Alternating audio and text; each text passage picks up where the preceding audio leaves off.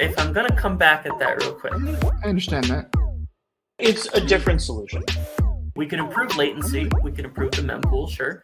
But when it comes to actual contract execution, we're fine. Welcome. How's everyone Hello, doing? everyone. Another amazing Kadena Minutes talk today. Welcome, everybody. Happy to have everyone here. So for those of you that don't know what Kadena Minutes is, KDTalks. Sorry, Don't butcher our show. I got so many. I do so many AMAs. I get them all mixed up. So welcome to our second episode of KD Talks. This is a series where we dive deep into the Kadena blockchain and discuss the unique features, use cases, and potential benefits for businesses and individuals alike. We usually bring in expert panels from the Kadena core team, as well as community members from around the ecosystem. We'll be answering your questions as well in the chat. And hopefully we'll be bringing some more discussion to bring the community closer together and just bring more awareness to the team. Today, we would like to welcome to the table from the Kadena core team, we have Doug Beardsley, who is the Director of Engineering, and we also have Tyler Benster, who is the Technology Adoption Lead for Kadena Eco. And then also joining us is Matthew Durnya, founder of Kadena Mining Club, and Grace Huang from Bitmain. So thank you all for joining us. It's great to have you guys all here. All right. Awesome to be here. Yeah, Matthew, you're on mute, Tyler and Grace as well. So I think to start, we're talking about mining, and particularly mining on Kadena. So before we jump into the topics that we have prepared for today, I think we could go around and give a brief introduction, everyone. So maybe we start with Doug, since he's the first here on my right. Yeah. Hey, everyone. Thanks for having me. Always enjoy coming on and chatting, answering questions from the community. I'm Doug Beardsley from Kadena, so I'll give the time for other people who aren't as familiar. Sure. And by the way, Tyler, maybe you can go next. Yeah, absolutely. Hey, folks. My name's Tyler Benster. I'm the Tech Adoption Lead at Kadena Eco. See some familiar faces in the comments section here from some of the live streams that we do together for the Kadena Campfires. Really excited to be on my first KD Talks here today, and couldn't ask for a better crew of people to be on with. So super excited to be here and looking forward to wherever the conversation may take us. Thanks, Tyler. Matthew, maybe ladies first. Grace, go ahead. Hi, everyone. I'm Grace Huang. I'm a marketing manager at Bitmain, and Bitmain is a leading crypto miner manufacturer company, and we are very excited here to support the Kadena team. Okay, thanks, Grace. And lastly, Matthew. Hi, everybody. My name is Matthew Durnya, founder and CEO of Kadena Mining Club. I've always been really interested in crypto ever since a young age, but I never really dove into it until I started mining about 2 years ago. I started mining at home in my own apartment. Very quickly, maxed out on the electrical capacity of our apartment. If you know anything about mining, it uses a lot of power. I'm sure we'll talk about that later. And along that journey, I realized there were a lot of people like me who wanted to mine with big machines like the KA3, but simply couldn't do it at home.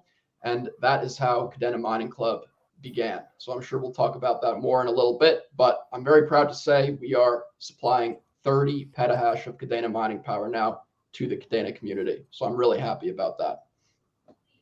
Okay, thanks, Matthew.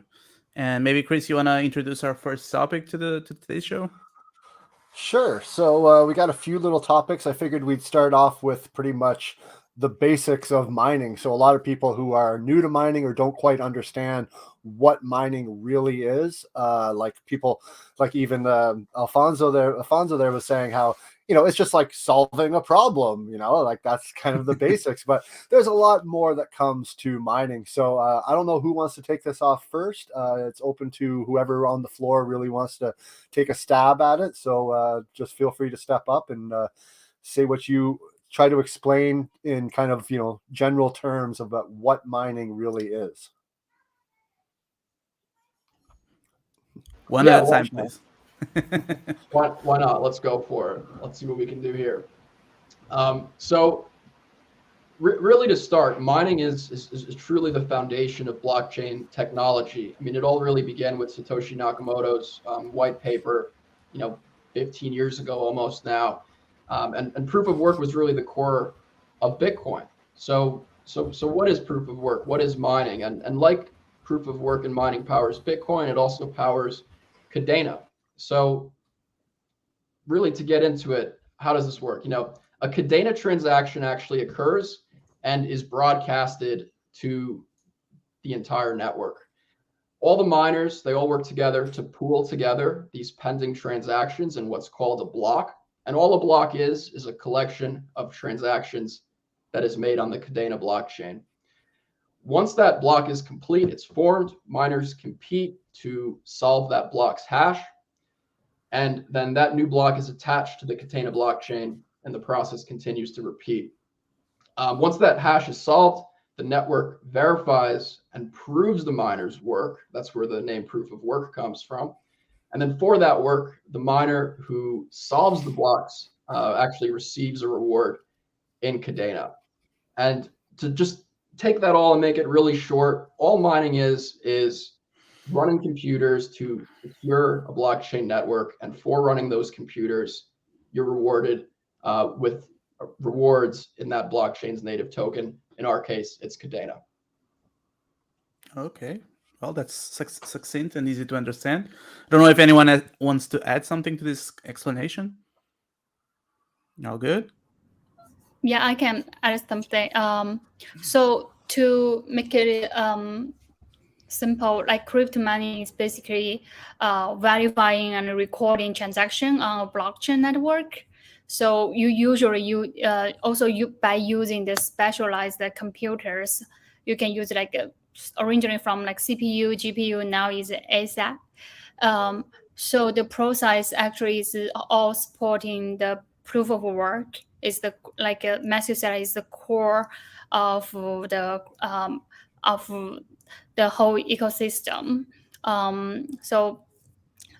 So like a Bitmain, we are specifically making like an application ASIC miner, which is normally much faster and more because it's only mine one coin for one kind of miner. So it's normally more efficient. So you touch on a couple of points that I actually wanted to talk about, which is GPU versus ASICs mining. If you can kind of go over that and explain what's the difference and why you should use one or another. And you also mentioned a little bit about proof of work, and maybe we can explain why you feel, and this maybe to Doug and Tyler, why you feel proof of work is a better solution than proof of stake or other consensus methods, and why Kadena chose to go that route. So we can kind of explore this topic a little bit. Right. So ASIC application is called application specific integrated circuit. Is normally designed specifically for mining cryptocurrency and are highly specialized for this purpose. So like they have a like particular algorithm and can perform calculation like a much higher rate than other hardware. So GPU is just a general purpose computing device. It will be used like for a lot of different tasks, including mining cryptocurrency. So it's normally like less expensive than ASIC, but less efficient. Let's put it that way. That's okay. my understanding. I don't know if anyone has something to add to this in terms of the difference here. Yeah, I can chime in as well. Go ahead, Tyler. So I think a couple other things to keep in mind is around the attack surface of a network, as well as the throughput of the network. So one thing on GPU versus ASIC is GPU miners. Of course, there's been huge investment into the GPU space, for example, training large language models, as we've seen with GPT-4 and Llama from Facebook and OpenAI. And as a result, because there's so much GPU power available, the ability to rent that power and attack a network becomes a threat. If someone can rent a ton of power for a couple minutes, then that's an issue if you can then attack the network. And so it's so fantastic about having a partner like Bitmain on board in terms of making ASIC manufacturers, because these devices are fairly specialized. And they're specialized for the specific hashing algorithm that's used by the Kadena network. And so that means that people are putting an investment in hardware that's really designed to secure the Kadena network. And as a result, there isn't a huge amount of compute that's lying around that could be used to then attack the network quickly on sort of a renting basis. So that's one particular advantage of having ASICs that are more efficient than GPUs, is to sort of increase that network security for the domain-specific application. And then secondly, I wanted to touch on proof of work versus proof of stake, since that question came up. I recently was talking with a programmer about this and had a really interesting insight that with proof of work, the primitive operation of mining a block is this asynchronous primitive, versus in proof of stake, there's a sequential nature to how everything goes in terms of who's elected and who processes things. And I think something that becomes quite interesting there is, as a result, innovations like Chainweb become possible, that you can have 20 blockchains that are operating in parallel that have more of these asynchronous primitives that allow for this parallel capacity. And so that parallel capacity and that ability to scale horizontally, much as we've seen in the Web 2.0 world, people deploying web applications across many machines that then can scale the number of requests that are served, is something that's key advantage of proof of work, that Kadena has this ability to scale across horizontal clusters of computers and increase network throughput in a way that isn't tractable in proof of stake without sharding the state and sharding the networks. So you would say that a system like Chainweb would not be possible in a proof of work, proof of stake system, consensus mechanism? Yeah, and this is something we actually dove into in a conversation with Will recently. I wouldn't go so strong as to make that claim. It's possible that future innovations that people could figure it out, but it's also possible at this point that it's not doable in proof of stake. So I'd say that's an unresolved question. We've been able to demonstrate it's possible in proof of work, and no one's come up with a scaling strategy for proof of stake yet that equals, I think, in terms of Kadena's ability to scale horizontally. Okay, that's cool. That's cool. I don't know, Doug or Matthew, have anything to add to that? I think Tyler pretty much covered it. Okay, cool. Now, would that kind of cover also about why Kadena chose to go with proof of work right from the beginning? Like, that was a definite decision that the team made and was like, yes, this is the way we're going because that is the most secure consensus and the most hardened consensus out there? I mean, it's really the only decentralized one out there. I think it is a major kind of like bait and switch that has been pulled on the crypto community. Crypto started out with Bitcoin with this completely decentralized, like it is impossible for you to stop someone from contributing to the network by mining. Now, maybe they won't mine as efficiently as other people, but you can't, like, there's no artificial barriers to entry of like, you can't do this computation that helps secure the network. But in proof of stake land, there is an artificial barrier. If the original stakeholders don't want to sell you a majority of their stake, there's no way you can ever have a majority of the network. You can't even hope to. And so it's a closed system. And I really think it's not much different than the original banking systems that we were kind of like trying to escape from. And so Kadena thought about this, and we felt like it was A, the only decentralized thing out there, B, much better from a regulatory perspective in terms, and we're seeing this now, that the government regulators seem much more interested in considering these stakers, because the stakers just straight up, they approve what goes in. Kind of sounds like traditional banking to me.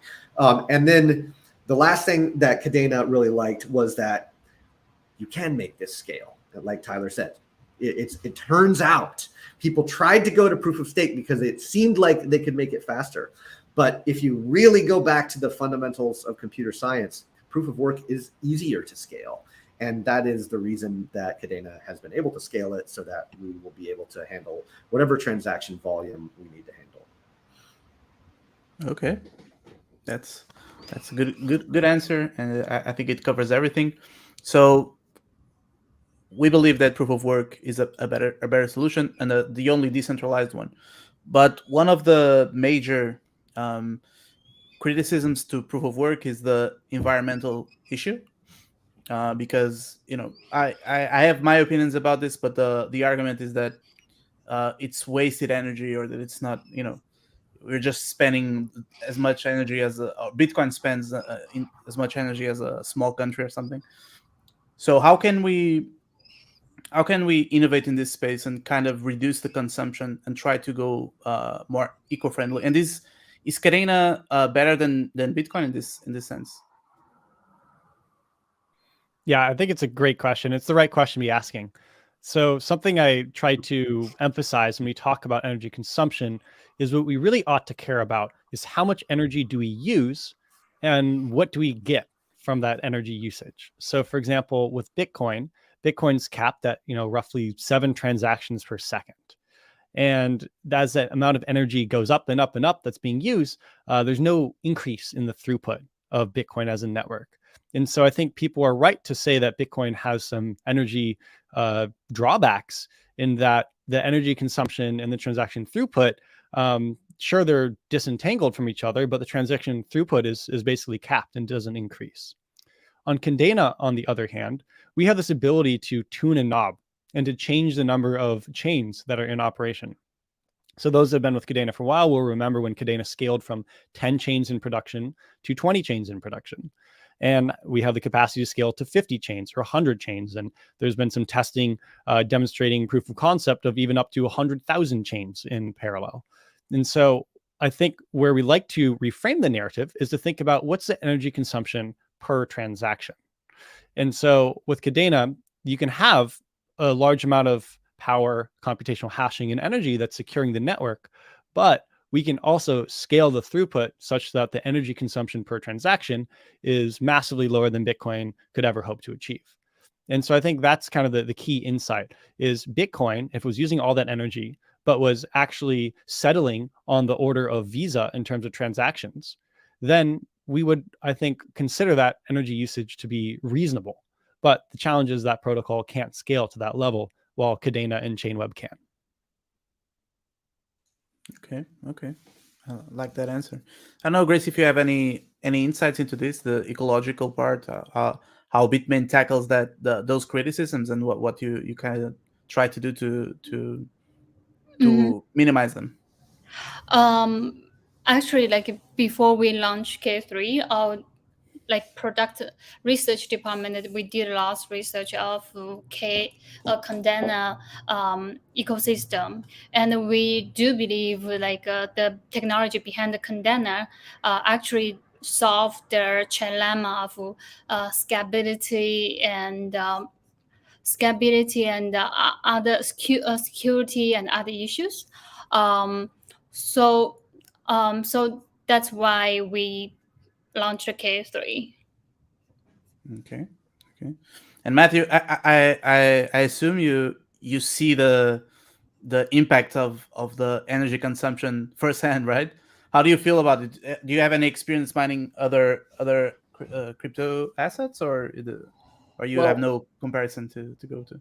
Well, I think a lot of the claims of individuals in the media and maybe on social media talking negatively about the energy consumption of Bitcoin and mining, I don't think a lot of them realize how much mining occurs with renewable energy sources at the moment. It's something like 60% of mining, at least in North America, is renewable mining. And I'm really happy to say that Kadena Mining Club, we are using renewable energy. We're committed to renewable energy. We've signed the Crypto Climate Accord Agreement, which is a cooperation of about 250 mining companies around the world that are all committed to moving to green energy by the year 2030. We're going to be there a lot sooner than 2030, but it's of course a really great goal and a great thing happening. So, and another thing to consider is a lot of energy that's being used by miners is energy that would be wasted otherwise or would not be used otherwise. Flare gas mining is becoming very popular with stranded oil wells, where this gas would literally just be burned into the atmosphere with no benefit whatsoever. But now mining companies are making use of that waste energy to mine with it. So that's not really bad for the environment, in my opinion. That's doing a great thing for the environment. There's a lot of big hydroelectric dams that aren't near big cities that just have thousands of megawatts of unused energy. And these are the energy sources that miners are really using. And this is what I see talking to all these different mining farms all around the world, is it's a lot of, these places, they're in the middle of nowhere. They have a giant dam, hydropower in the middle of nowhere. Nobody lives around it. It's just nobody is using the energy. So that's where miners are moving in. That's what miners are taking advantage of. And I really hope that I really hope that people start to see this, and mining starts to be known as something that's really helping the environment move towards renewable energies rather than working against it. Yeah, I'd like to underscore that point as well. I think that people just don't appreciate how, like what Matthew was saying, a hydro dam out in China with surplus energy can't power a bank in New York City. But a hydro dam in China with surplus energy can power Bitcoin transactions in New York City, and they can also power Kadena transactions in New York City. Blockchain technology actually allows you to take advantage of power all around the world where you can't actually pipe electricity around the world. And I think that's a really, really powerful thing. Yeah, I agree. Yeah, it's like one of the people in the chat said, when you compare crypto mining energy costs to just the legacy system, banking, for example, just the amount of energy the banking system uses is insurmountable compared to all of the cryptocurrency mining put together. The banks, you got to think, you have all of the different banking machines, you have all these vehicles driving around all this physical cash, you have all of the different bank locations, each one of them using a large amount of power, you have the customer or the employees driving back and forth to work every day. So like a lot of the arguments, I feel, come from those people who don't want to just make pretty much crypto mining look bad, to make people not realize that they're actually way worse. Yeah, and it's public perception. It's because people don't understand that mining is not kind of wasting energy to get rich. It's actually securing a network of transactions, just like a bank does. And so it's natural that it uses energy, right? You need to use energy to get security. Yeah, great segue into our next topic. Chris, maybe you want to do the honors of moving along? Sure, yeah. So there's a different types of mining that are coming out now. Of course, we have the people like the mining pools. We have private miners, but now we have new things coming out like Matthew is providing with KMC, and that is people being able to reap the rewards of mining through NFTs. And this is a whole new branch of mining kind of capabilities out there. So I don't know, maybe Matthew, this would probably be a good place to start with you, of the pluses of going through an NFT mining group versus buying a miner and mining yourself. Yeah, absolutely. Thanks, Chris. So the first thing I want to say is that mining with NFTs with KMC is not at all meant to replace mining at home. It's not at all meant to become, it's not meant to take over mining, right? We need people mining at home residentially. We need different farms all around the world. But one of the main things mining with NFTs provides is it provides the opportunity for those who are living in perhaps a studio apartment, 1-bedroom, 2-bedroom apartment. Maybe you live in a country like Germany, where you're paying up to 40 cents per kilowatt hour or more. So just by living in a certain place, some people are not able to mine at all. It'll never be profitable. The fans will drive you absolutely crazy. So it's a tough thing. Not everyone is able to mine at home.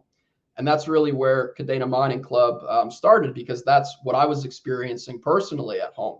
I was mining in a 2-bedroom apartment. I had like 40 graphics cards. I had 4 ASICs.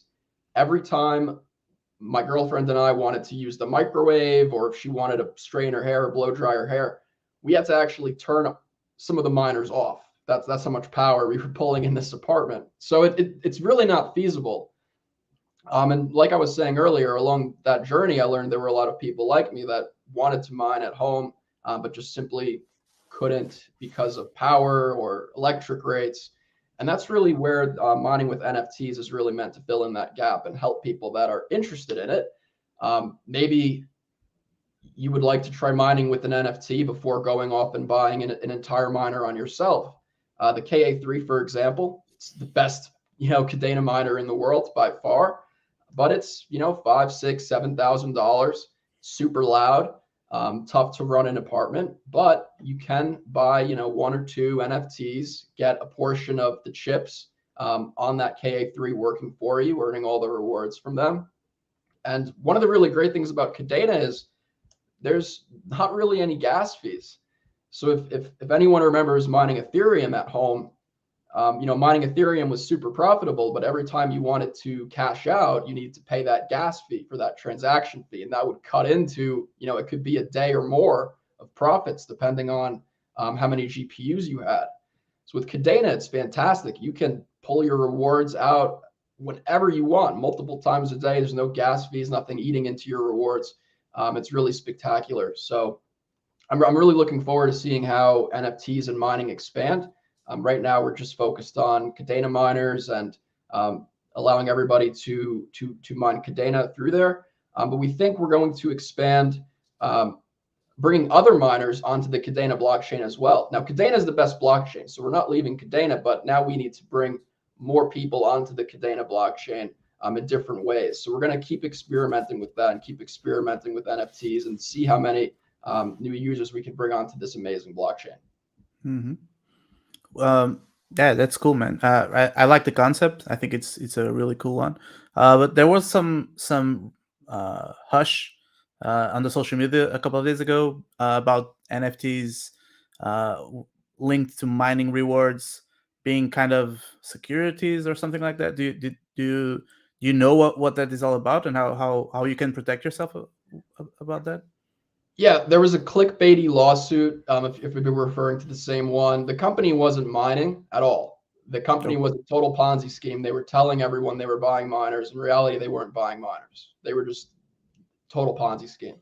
But I'm glad you asked that because what really separates KMC from every other mining project is how we distribute our rewards and we've set up our business. Rather than our NFTs being a share in our business and our holders earning rewards based on the company's performance, our users are determined by the mining power produced by the miner assigned to their NFTs. So I have this hash board right here. This is not a KA3 hash board, way too valuable to be not mining with that right now. This is a hash board from an old gold shell miner. And what we've managed to do is, you see there's these chips, these black chips on the miner. They may be tough with the volume. Yeah, no, it's clear. So each of our NFTs are going to be tied to a specific amount of chips on each KA3, and that's where your mining rewards come from. It's not from how our company performs, it's how your miner actually performs. And in May, we're really excited to say that we're providing a new utility where if our holders would like to burn their NFTs and take and receive their miner themselves, they can actually do that. So our people will be able to burn NFTs, get rid of their NFTs, take it off the Kadena blockchain. We deliver the KA3 miner right to their hands. Okay, cool. Now, since the NFTs are tied to the chips on the miners themselves, how many NFTs would equal one full miner? Because I'm sure that's a question that people would want to know. Yeah, and I just said it a few days ago. I believe it's 45. I think it's 45, but it's in the 40s, somewhere in the 40s. Grace, do you know off the top of your head how many chips are inside a there's 276 chips. I guess okay. Matthew knows better than me. Yes. He's counted them a lot of times, probably. Oh yeah, I know. That's cool. Yeah, 46 NFTs. Okay. That's a lot of chips. Yeah. I'm just looking at my computer. I'm like, I can see at least 3 chips just in my computer, but I'm not mining no Kadena with it. No, That's for sure. Now, with these new pools coming up, like KMC and other mining groups on Kadena, and with the Bitmain releasing the KA3, we've seen a large jump in the hash rate for Kadena in the past few months. Now, let's say, put some hypotheticals out there that Matthew's up and running. He's got all of his KMCs mining. They're throwing out 30 pentahash or whatever, and something happens and they all go offline at once. Let's say what would happen then to the Kadena blockchain. For example, this happened a little while ago, about a year and a half, 2 years ago, with Bitcoin, where a lot of their miners went offline at once, and it caused block times to go for long periods of times and blocks just not being mined at all. So let's see, maybe Doug can answer this, of what would happen in those kind of cases. Sure. I'm just ahead. doing a small interjection to remind everyone to send their questions. That after we're done with the topics, we'll be bringing in questions. So don't forget to send them. Go ahead, Doug. Yeah. So we actually, back in the very, very early days, did experience some pretty significant hash rate fluctuations, and it behaves similarly, right? If your hash rate cuts in half, then your block time doubles. But our block time is 30 seconds. And so, that's only going to go up to a minute. And our difficulty adjustment happens every hour. So that'll just be pushed out, at most 2 more hours in the case of a 50% drop. And then you still have all the chains that are generating blocks in parallel. And I've talked about this recently, how you can, if you want to send money and one chain is congested, like there's too many transactions, and the gas fees are high, if you have money on a different chain, you can reroute your transaction to a different chain. It's kind of like roads. If one road has an accident and has traffic, you could take a different road. And Kadena has 20 different roads right now. So I think this positions us better to be able to deal with hash rate drops. And I think I remember we may have had a time where the hash rate dropped by, I don't know, something like 90%. And the network still survived just fine. It slowed down for a little bit, but it didn't slow down for too terribly long, because the difficulty adjustment period is only an hour. It's able to recover quite quickly. And yeah, we can tolerate pretty significant drops in hash rate with no trouble whatsoever.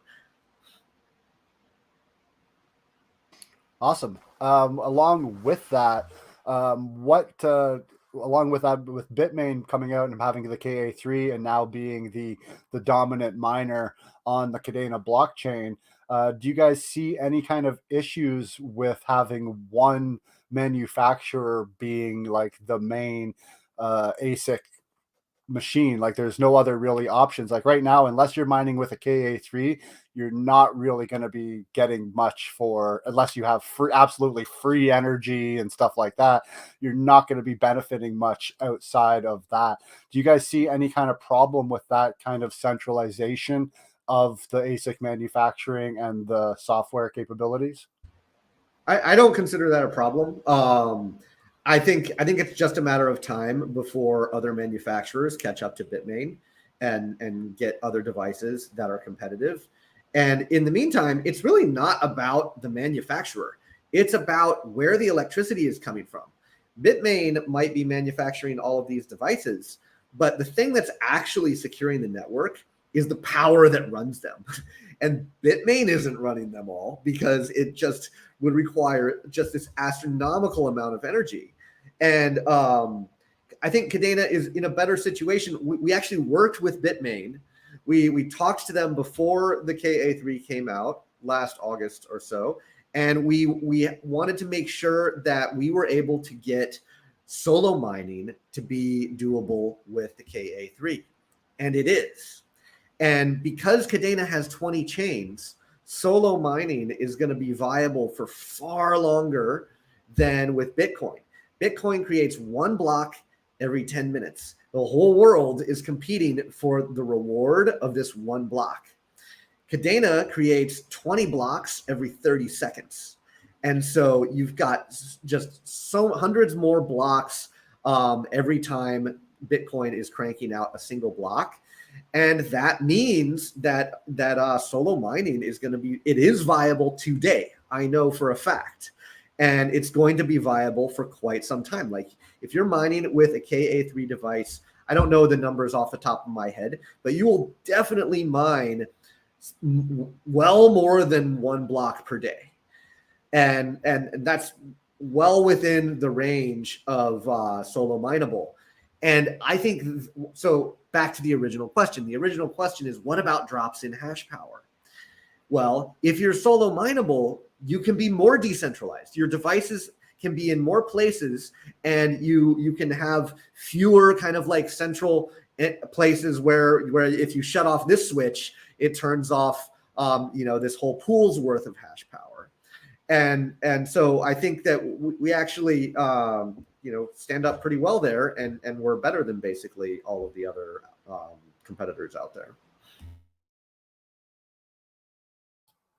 Excellent. Yeah, that covers. I don't know if Matthew or Grace or anyone wants to maybe add on to this about just the whole idea of centralized mining systems and mining companies. Sure. Yeah, I agree with Doug. Actually, K3 is one of the most profitable miner on the current market. It's only costs $6,300, but you basically can get, let's say, recoup your investment maybe like 100 days. And also, like Bitmain, we also encourage like decentralization of the mining Kadena. So that's why recently we support one DeFi project on the Kadena ecosystem is called mining pool, no pool mining. We are trying to we want more people join also no pool mining to help with decentralization of all the Kadena system. Yeah, Bitmain has been a great partner. They sent us miners so that we could make sure to have engineers do the work to make sure that it was solo mineable. We've really appreciated having Bitmain as a partner, and obviously it was a huge investment for them to tape out this ASIC for Kadena, and we think that's really a great sign.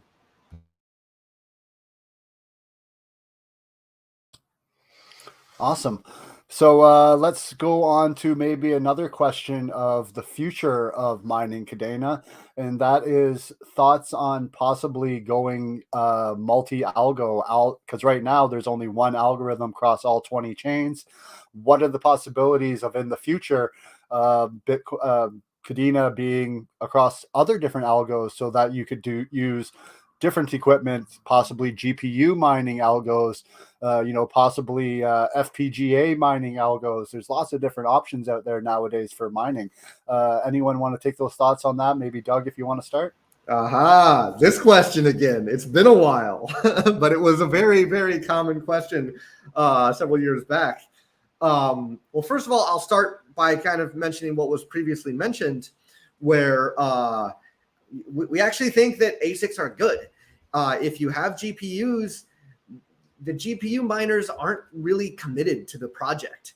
They can go mine whatever thing is the latest and greatest and most profitable coin. And we're really interested in working with people that are dedicated and are going to provide consistent, reliable infrastructure. And this goes for miners, and this goes for all kinds of things. And if you expand to GPUs or CPUs even, now you're competing with some huge data centers out there, people that have absolutely massive amounts of computing power. So number one, I think that there are some significant drawbacks there. But we have talked about this. And I think it's a really interesting question where the short version is I think it's an open research problem. And Kadena has innovated in so many areas. We kind of felt like, let's not take on another really big, meaty open research problem of multiple hash functions. I know there are other projects out there that do it. But we did look into it, and it would be it's something that we can do, and we can have a much better story for it because of our multiple chains. Instead of having, one block you use this hash function, this next block you use a different hash function, that's not great for miners, because when this block is being mined, these people can't utilize their machine. So you don't get 100% utilization. And miners don't like that. They want to have consistent utilization. They want to have their electricity usage be solid. I think it might be the case that turning off an ASIC and back on actually causes more wear and tear, kind of like inside in the chip. And so that's not what you really want. And Kadena does have an answer for that. We could have one hash function use half of the chains and another hash function use the other half of the chains. I actually dug in and did research into this significantly. And we concluded that while you could do that, there are periods where these chains would be blocked on these chains. And so you wouldn't necessarily have 100% utilization. We can get to a world where you will never get blocked, but we need a lot more chains. And I think I calculated that like the first place where it starts to become a viable option, where you can actually mine on different sets of chains without one blocking the other, happens around 100 chains, if I remember correctly. I did the analysis. So first of all, this is something that Kadena has a better story for than any other blockchain. It is complicated, and we see that it probably makes sense to wait.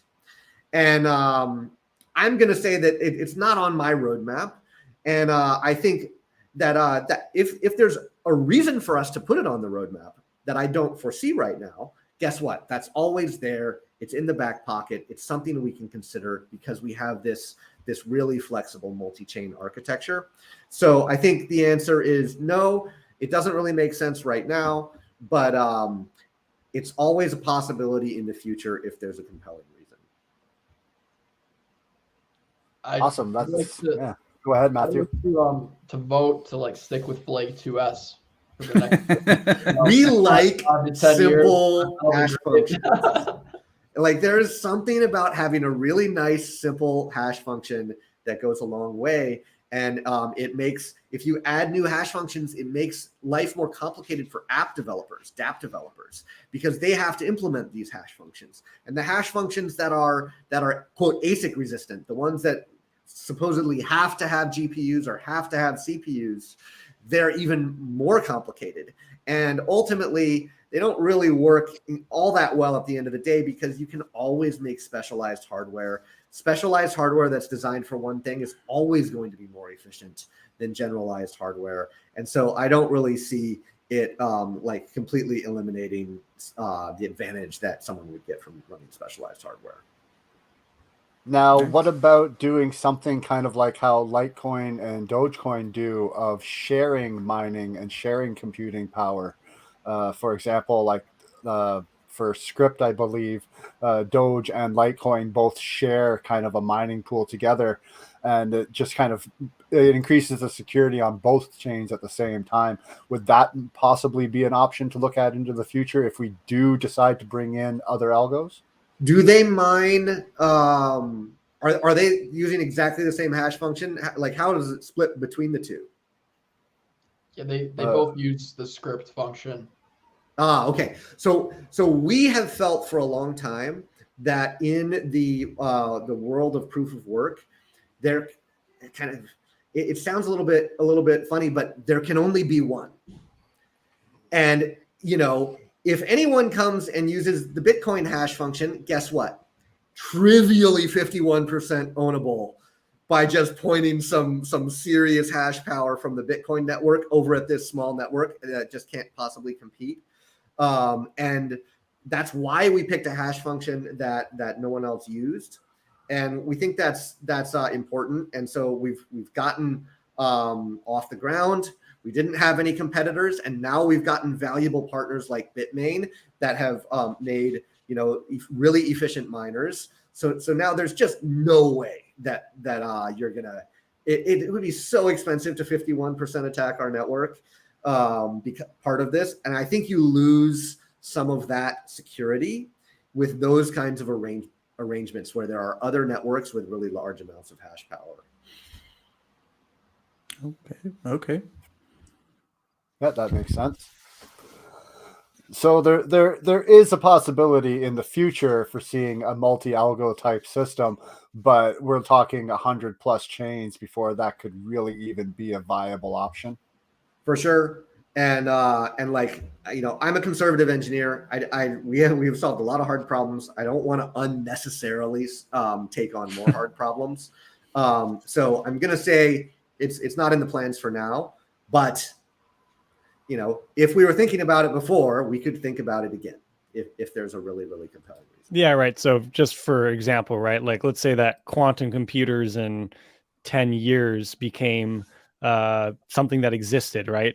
And that would completely change the hashing in the mining game. So, 10 years from now, if there were quantum computers that were demolishing Bitcoin, that might be a good time to introduce a new hashing algorithm. But I think, as Doug is saying, while Kadena has this technical platform, this ability to adapt to changing circumstances, would certainly not pursue some, ecosystem shattering type of development without there being a good reason to do so. So I think that's something to keep in mind, that Kadena has the ability with this 100-year vision of mining emissions to adapt to the changing times and the changing needs for hardware. Yeah, and I'll mention that I believe Blake 2S is quantum resistant. So like we were specifically careful there as well. But Tyler's point is still valid. Like if there comes some foreseen advance, guess what? We're in a pretty flexible position. Yeah, I heard someone comment that Blake was quantum resistant. Yeah. I have no idea. I don't really understand how you know that, but I guess you guys. I don't know the research either, but that's my understanding. Exactly. The only research I know, and I don't know Blake 2S well enough, but there's an algorithm called Shor's algorithm that allows you to effectively do kind of hash functions in square root n time rather than n, is sort of the idea. And so you get this speed up. But the end of the day, from a security standpoint, it basically means that you can just increase the key length, and it's sort of quantum resistant now. So if you have enough bit depth, then it doesn't really matter. It just would be sort of a transient advantage and like a moment in time big change. But with everything quantum, it's an emerging research field, and so there's constantly advances that are happening in the quantum space that ultimately get brought over. So there's a famous example of a recommendation problem that Netflix uses, for example, that was thought to have a big quantum supremacy example. And then a couple years later, people found out you could come up with a stochastic algorithm that was able to replicate the quantum advantage in a classic computing realm. And so I think that's one of the big uncertainties with quantum is where it's state of the art and where it isn't is actually a moving goalpost and the work of a ton of theoretical computer science. But thankfully, for those of us that are in the crypto space here and miners today, it doesn't seem like this is something around the corner that we need to worry or fret too much about. But certainly intellectually, it's fascinating to think about how does cryptography need to evolve over the course of 50 or 100-year vision in order to keep a network secure. So they're definitely interesting concepts to consider, especially in a sort of a free-ranging discussion. Yeah, absolutely. I agree with that. I think we can move to the next topic, which is kind of touches on the emission rate. So I think everyone or most people know that Bitcoin has a halving period. So every X amount of blocks, the rewards are halved for the miners. Kadena doesn't have that, and I wanted you to kind of explain why. What's the thought process about for that, and if that you think that can affect the future of the chain, and positively or negatively in any way. Yeah, we think that this is definitely a better choice because then you don't have these abrupt events that have pretty significant disruption to the network. Everything just is smooth and continuously changing. I don't know, Grace. It feels like in the Bitcoin world, the halving is like significant and it causes pain for people. I don't know. What have you guys seen from the Bitmain side? I agree with Doug on these issues. I think like what Kadena do is more stable for the whole ecosystem, because always have those kind of abrupt issues come up, then no matter the price of the crypto or the community is kind of, a lot of people can be skeptical and insecure so yeah.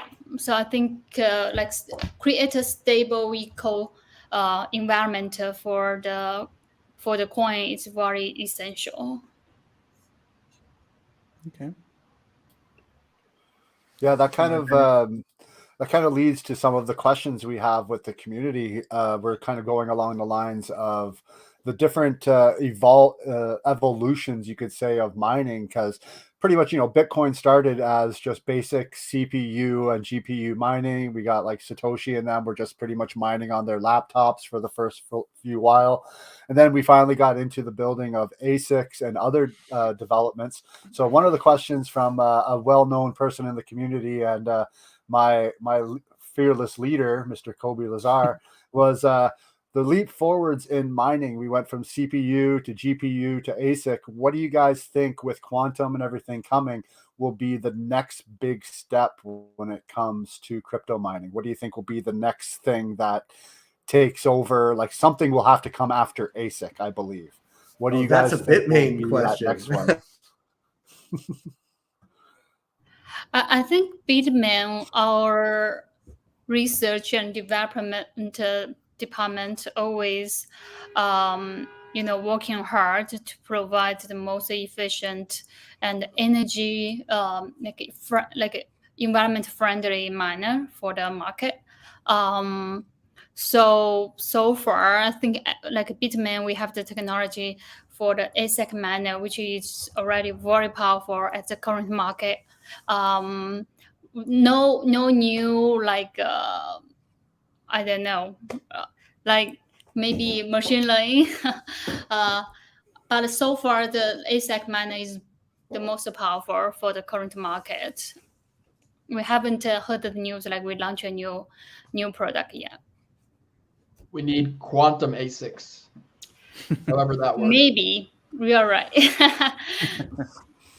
I think ASIC is kind of the end of the road, though, because if you actually look at what these devices are and what they do, CPUs are meant for general computation, for basically computing anything.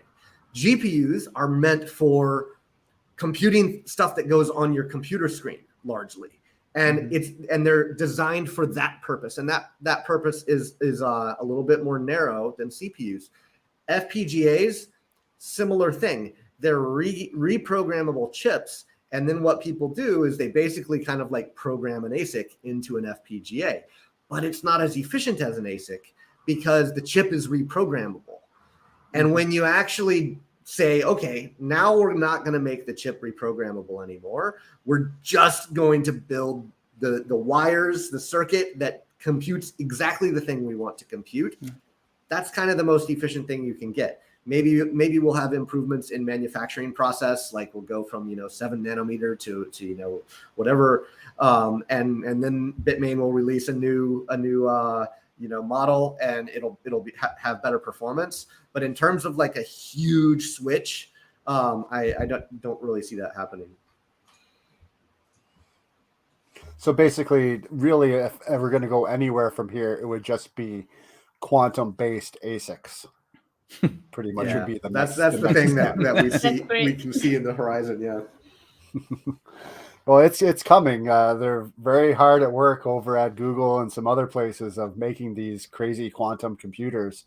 And I know that they do a thing every year where they have people design new algorithms for quantum, for making quantum resistant algorithms. They have kind of a game thing they do every year where people can submit their newly designed algorithms to try to find one that's going to be the next big one. I know they just had one last year, I believe was the last time they did that.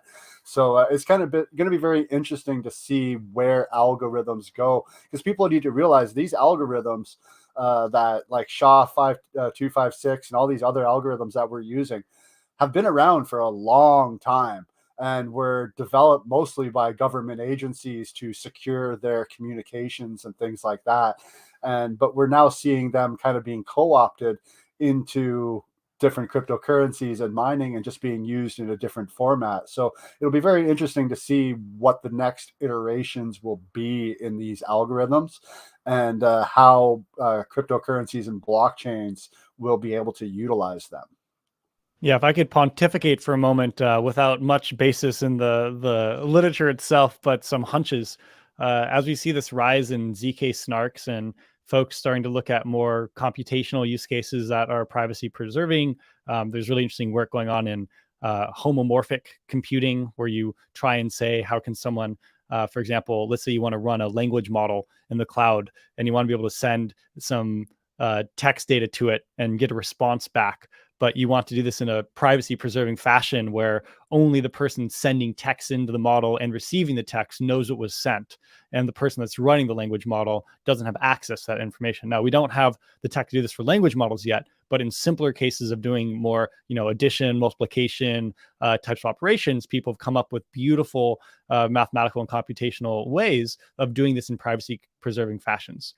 And so I think that as we continue to have more, for example, ZK rollup style layer 2s and folks doing sort of more sophisticated types of operations that would previously be done in a central computer that then has access to all that data, perhaps there'll be opportunities for ASICs that can power these more specialized computations that are doing interesting work in privacy preserving fashions. So, we might see ASICs that are powering layer 2s in the future. And I'm guessing we'll see that before we see ASICs that are quantum at the base layer 1 layer.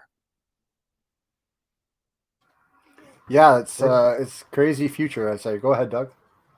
Maybe you just have to ask Sydney to invent the next gen ASIC.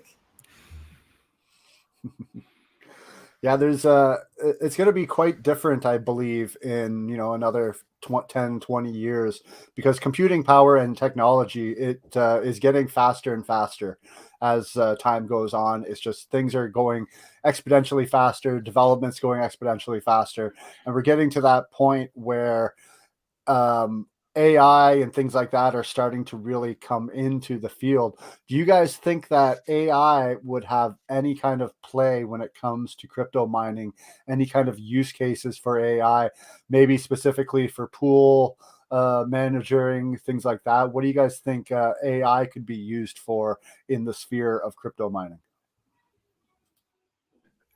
So, happy to take this one. I think there's been some interesting work done with Bloom, which is a very large language model that there's a distributed computation option for it, where you can basically use your laptop and connect, and you help do computation for the whole network, as well as be able to get some access to get your own prompts answered.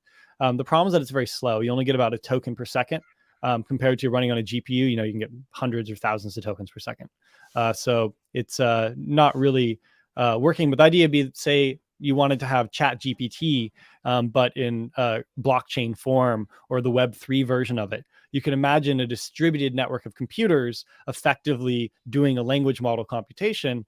And then your sort of mining reward would be you'd get like some, now I'm going to conflate vocabulary in two worlds, but you get a token in the crypto monetary sense that then allows you to pay for language model tokens that are being processed, words going in. So I think that there's some interesting ideas, and maybe we'll see this emergence of types of computation where people are using sort of distributed credits and such. But the challenge is that the communication overhead is very, very high, and it doesn't make sense with laptop to laptop. It maybe makes more sense if you're running a GPU and you have a big one like a V100, A100, or H100, and you're able to do something called fully sharded partitioning, where you can run a portion of the model on each of these GPUs that get shared weights. This is how state-of-art machine learning works in supercomputer clusters. But the network infrastructure isn't quite there yet to allow this across the web. And so really it'll become this balance of at what point, what's amazing about hashing, right, is that there's very little communication overhead compared to the compute. Like someone can be locally computing something and it can be distributed, and there doesn't need to be a ton of interfacing between the two.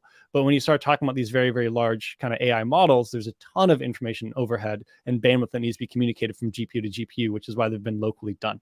But I think it's something interesting to watch and to map. There's other sides to this, right? Which is how can one apply AI technologies to the crypto space? We've already started to see, I think, particularly on the builder side. So we occasionally get asked questions about, can someone make a smart contract builder and make it in, a GUI form, drag and drop? And I think that's really interesting.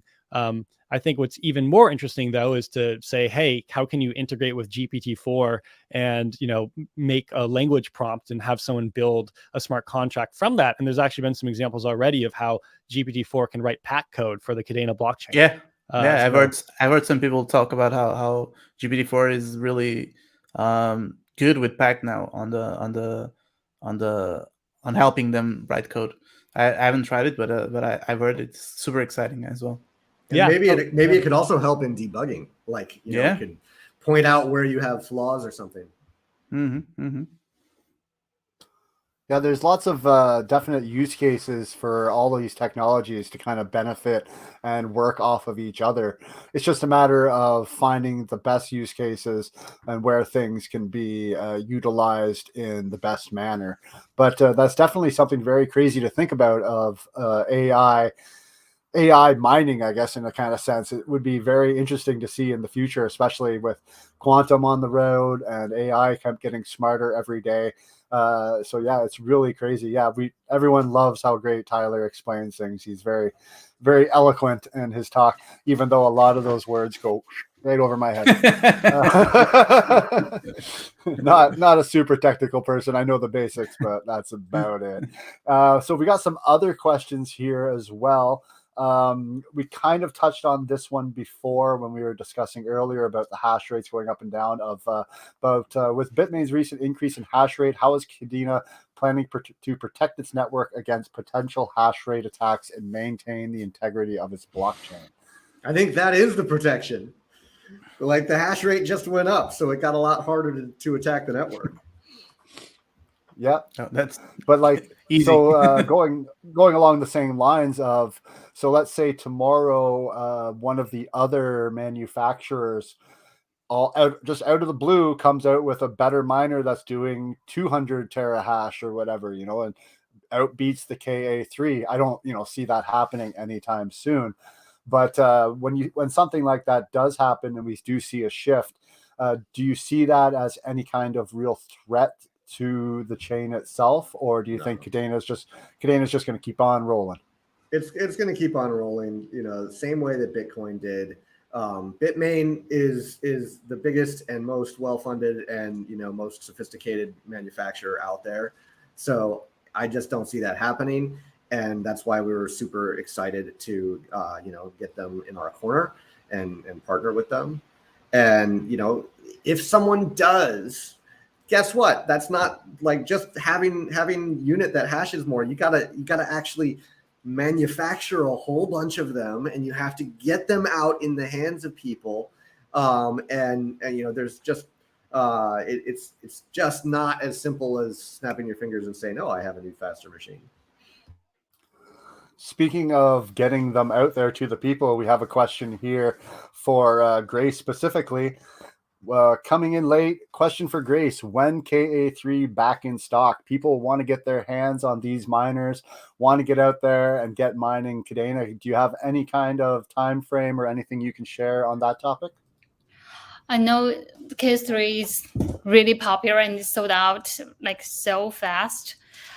We got lots of complaints, like people didn't get K3 at time, but so far we don't have any updated news like when we have the next sales, but should coming soon. Awesome. Yeah, it was surprising how fast they sold out. People were just fighting for them. A lot of people were really lucky to be able to get their pre-orders in and get them. And it's good to see that they're finally at there. I know there was a little bit of delay with shipping and everything like that, but that's kind of understandable in the world that we live in now. Over the past couple of years, the whole shipping system in the whole world got completely thrown for a loop. So shipping all across the board has become a whole different beast for everyone. So there's no real, I can't really hold it against Bitmain. You got to realize these things are coming from, in most cases, if you're coming to the United States, it's coming from across the globe. You know, it's not a quick, easy shipment thing. So for people, it was nice to see though, like these, I loved seeing the pictures of people like got my KA3s. Like one person had a picture of like 8 of them or something stacked up on their front porch. And I was like, that's hilarious. That's so amazing that people are, and it also shows too that people want to mine Kadena. People want to mine this coin. They see the potential in it. They see what they can get from it. So it's very great to see. I don't know, Matthew, if you want to add to this, because I know you have a large collection of KA3s. What was your reaction? Because I remember seeing a picture that you posted of like the back of a semi truck, like full of these KA3 boxes, pretty much. Well, a few things. First, big thanks to Bitmain for producing this machine and, allowing us to get them into the hands of the community. I know it looks like there's a lot of miners there, but, 180 of them or more than 180 of them actually are working for the Kadena community. So it's really an amazing thing. I mean, these individuals probably wouldn't have been able to mine with the KA3 if it wasn't for KMC. So we're really happy to provide that. Just like a year and a half ago, like I was just mining with a bunch of these things. So it's really cool now that we've come such a long way in such a short period of time. But I just lost my train of thought. I had something to add there at the end. Something about your truckload of KA3s Yeah, that you guys truckload of KA3s. No, it's really just an amazing thing, and I'm really happy that we're able to provide these KA3s to the community. But to get back to it, we have been getting messages from everybody you can think of. Web3 projects on ETH, on different blockchains. There's unbelievable amount of Telegram messages like, hey, can you help us get KA3s? Can you help us get some of these machines? So, Bitmain coming into Kadena and producing this miner, it has really put a spotlight on Kadena, and it's introducing it to a lot more people. It's definitely happening. I see it firsthand every day. The interest in big people, big businesses with a lot of money, really getting interested in Kadena. Yeah, you just look at the charts of the hash rates, and it's crazy. It's like almost tripled in the last 2 months, and that's really good to see, and really I really love to see that, honestly. And now, as we see more KA3s, like if there is another round of KA3s coming out, that's just going to keep going up. And it's like we were saying earlier, all that's going to do is make the Kadena blockchain stronger. The stronger the hash rate, the stronger the algo, the stronger the coin. So the more people that we have mining, the better. It's very understandable, though, that a lot of people can't run these miners themselves. For example, I'm in Canada. So for me to be able to run one of these KA3s, I'm going to have to get an electrician out here. I'm going to have to get, a whole new plugging system, new breakers, maybe a whole new panel. There's going to be a whole lot of infrastructure that's going to come along with these things. But, there's other options out there of things like KMC and other great projects out there that are building these alternative solutions for mining. And one thing other people were thinking of, if you buy these KA3 miners, I believe you guys at Kadena Mining Club are offering a hosting service. So if I bought one of these miners to myself and didn't have the capabilities or whatever to run them here, I could ship it off to you guys and you guys could host it for me. Is that correct? And maybe if that's correct, can you maybe discuss a little bit about how that works?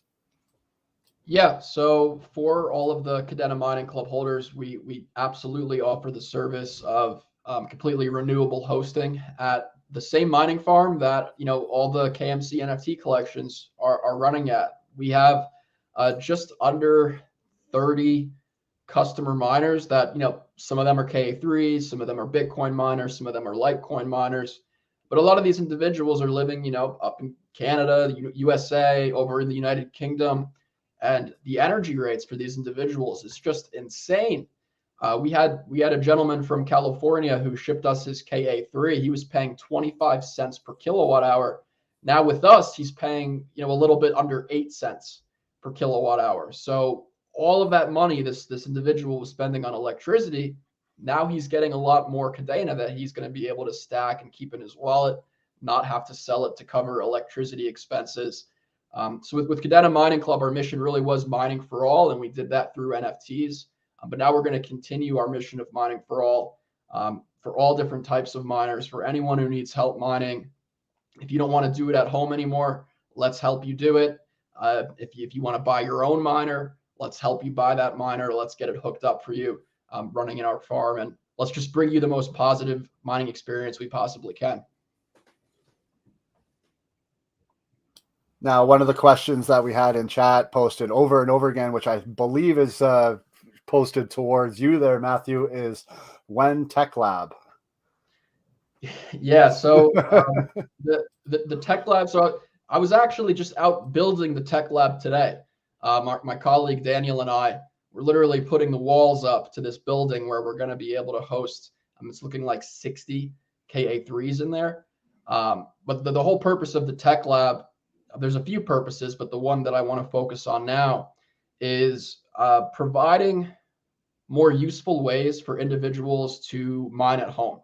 So anyone can hook up a KA3 at home. Obviously, it's very hot. It has a lot of fan noise, but we're experimenting with ways. How can we use that excess heat to do something useful, whether it's heating your house, heating a hot tub, heating your pool, powering your hot water heater. So over 2023 and beyond, we're really going to be experimenting with different ways to be able to put KA3s in people's houses if they so want to mine residentially. We're going to be really attempting to get these out to people, to really support the residential miner with new and exciting ways, because what could be better than heating your house in the winter with a KA3? So you don't pay for heat anymore. That's amazing. And you're getting paid essentially to heat your house. So I think there's a lot of use cases for mining outside of just securing the network and getting rewarded for doing so. I actually think that's another point back on that old topic of the energy usage. It's totally feasible to make crypto miners, tie into a home heating system, and no one is complaining about heating your homes using too much electricity. Like, that's just basic for human survival. And so I think if in the future ASICs are designed with that in mind, that seems like a really big win. Yeah, I like the idea of a solo mining home central heating system. Yeah, that sounds pretty sweet. Also, or maybe even a space heater. Product request, Grace, for Bitmain. Yeah. No, we have think about it. Or like a Peloton bike miner. Yeah, sounds very like eco-friendly. Call it POE, proof of exercise. I like it. Yes, you power your miner while you're on the bike, and then you have the leaderboard. Right. Produce the most hash rate over that session. No, it's still the same name, proof of work. Yeah, Exactly. it's just manual work. So we have a question here that I suspect maybe Tyler will be the one to answer from our friend Wizard, Ron the Wizard. Sorry. Question for anybody. I study economics, and this read a lot of literature from academic journals. Does anyone read or study crypto literature? And if so, do you have any suggestions? I don't know if anyone besides maybe Bitcoin's white paper or something, has any other kind of recommendations? Yeah, so I'm most expert in neuroscience and machine learning AI things, and have some background in material science and some other adjacent spaces. But I've read a lot of crypto white papers, so that's been most of my learnings. There's a great event at Stanford, which is there's a Stanford annual blockchain conference, SBC, that I go to each year and sort of catch up on some of the latest work that's going on. But I'm not a cryptographer by trade, and so there's many others on the Kadena team that are much more deep in the details and the literature on the cryptography and the crypto side of things. But I always enjoy looking at white papers when projects have them. There's a cool new white paper for Kadena out as part of the Chakra lending protocol. That's all open source that you should go check out. That's a great learning resource. It's really more tailored as a learning resource as opposed to a project. I mean, someone probably could fork it and make it into a lending business, or I think, Callan is building amazing code there. I think Chakra is more about the resource itself. But for those that are interested in, I think, a fairly approachable way to get more in the depths of how DeFi primitive operations work, that's a great resource I'd recommend. So the thing I'd like to say is that with crypto, while the particulars around why Blake 2s is a secure hashing function are fairly intense mathematically and certainly over my head, that there's a lot of things that one can learn about on a layer up in terms of how DeFi works that are relatively approachable. And I'd really encourage folks that are interested in getting more in the details to check out white papers. The original Bitcoin white paper is a classic, and it's fairly approachable actually from a reading perspective. And there's also great YouTube resources that you can go check out, people explaining how it works. So would really just invite people and say that, look, many of these concepts aren't so opaque and aren't so difficult that they're only in the realm of a few academic elite. That I think in crypto, a lot of the ideas and sort of the core concepts are fairly approachable. And when the math gets too heavy, you can tap out, but you don't know your limits until you try. All right, thanks, Tyler. Great answer to that question. I had a feeling you were the one answering that one. And I think we don't have any more questions to go to. So maybe we can wrap it up. Thanks to all of you for being here. Thanks to everyone watching. It's been a pleasure talking with you about mining, about Kadena. And yeah, I hope to get a chance to talk to each of you again soon. Me and Chris. Chris, I don't know if you have anything to say to wrap it up as well. No, I just want to thank everyone for coming. Give a very special thanks to Tyler, Doug, and Matthew and Grace for all coming and joining us today. It's been absolutely great chatting with all of you. I'm sure it was very educational for me. I'm sure a lot of people watching was very educational for them as well. Mining is definitely something that is very essential when it comes to crypto and blockchain, and something that is very key. And a lot of people probably don't know that much about. So hopefully this was a good educational experience for a lot of people as well. If anyone has any further questions for either Kadena Mining Club or Kadena, you can follow them on their Twitter accounts. You can also join their Discord channels. You can find their links on their Twitters and everything like that. They're very open communities.